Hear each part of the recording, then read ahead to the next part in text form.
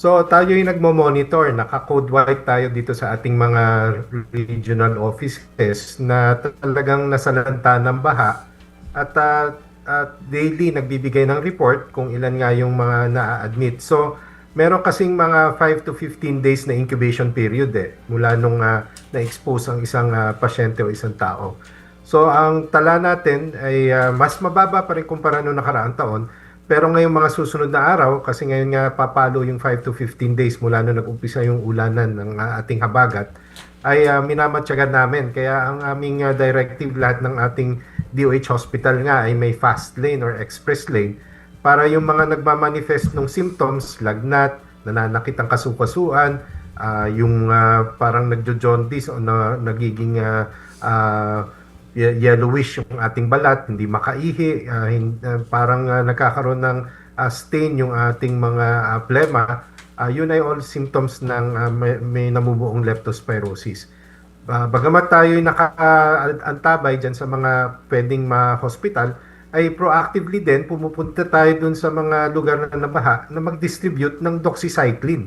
Na ito naman yung ating prophylaxis na binibigay para nga hindi humantong sa malala yung ating mga na-expose na mga kababayan. Secretary, puntahan ko lamang po yung tungkol sa ating mga healthcare workers. Base po kasi doon sa report ng EDCOM 2, more or less baka umabot ng 290,000 yung ating shortage pagdating po dito sa healthcare workers. Tugma po ba kayo ng numero noong EDCOM 2 and ano po yung plano natin para tugunan ito? So kami nga po ay nakakuha nitong ating ulat mula sa EDCOM 2 at itong aming Health Human Resource Group ay binibigyan na namin ng direksyon kung paano nga po yung mga tinatawag nating task shifting.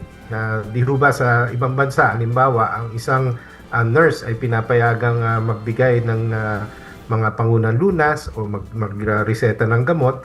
At meron din tayong mga community health workers na pinapayagan na rin magbigay ng at least yung basic medical treatment.